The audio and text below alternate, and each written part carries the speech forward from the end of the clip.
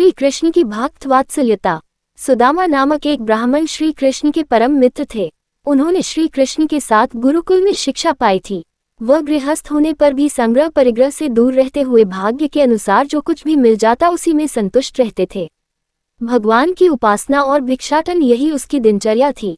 उनकी पत्नी परम पतिव्रता और अपने पति के साथ हर अवस्था में संतुष्ट रहने वाली थी।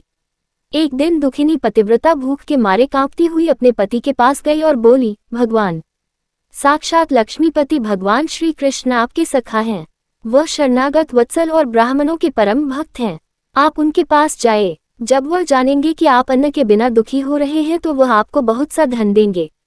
वह इस समय द्वारका में निवास कर रहे हैं। आप वहां अवश्य जाए। मुझे विश्वास है कि वह दीननाथ आपके बिना कहे ही हमारी दरिद्रता दूर कर देंगे। जब सुदामा जी की पत्नी ने उनसे कई बार द्वारका जाने की प्रार्थना की, तब उन्होंने सोचा, धन की तो कोई बात नहीं है, परंतु भगवान श्री कृष्ण का दर्शन हो जाएगा, इसी बहाने जीवन का ये सर्वोत्तम लाभ प्राप्त होगा। ऐसा सोचकर सुदामा जी ने द्वारका जाने का निश्चय किया। उन्होंने अपनी पत्नी से कहा, कल्याणी, घर में कोई वस्तु श्री कृष्ण को भेंट देने योग्य हो तो मुझे दे दो। ब्राह्मणी ने पास पड़ोस के ब्राह्मणों के घर से 4 मुट्ठी चिवड़े मांगकर एक कपड़ों में बांध दिए और भगवान श्री कृष्ण को भेंट देने के लिए अपने पतिदेव को दे दिए।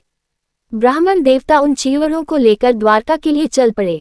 वह मार्ग में ये सोचते जाते थे कि मुझे भगवान श्री कृष्ण के दर्शन किस प्रकार होंगे। द्वारका पहुंचने पर सुदामा जी अन्य ब्राह्मणों से पूछते हुए श्री कृष्ण के महल में पहुंचे। सब लोग उनकी दीनहीन अवस्था देखकर उन पर हंस रहे थे। उन्होंने द्वारपाल से कहा, भैया, श्री कृष्ण से कह दो कि उनसे मिलने के लिए उनका बचपन का सखा सुदामा आया है। पहले तो द्वारपाल को विश्वास ही नहीं हुआ, लेकिन बाद में उसने जाकर भगवान से कहा, प्रभु, दरवाजे पर एक बहुत ही गरीब ब्राह्मण खड़ा है।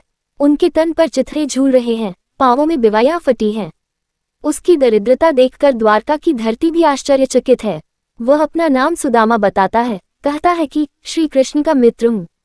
सुदामा नाम सुनते ही श्री कृष्ण अपने पलंग से कूद पड़े और नंगे पांव दौड़ते हुए दरवाजे तक पहुंचे।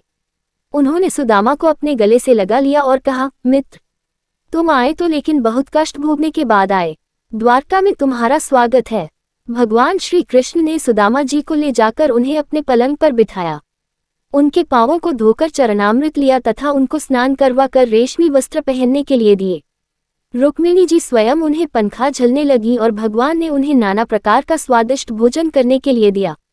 बहुत समय तक आपस में बचपन की बातें करने के बाद श्री कृष्ण ने कहा, मित्र, भाभी ने मेरे लिए क्या भेजा है।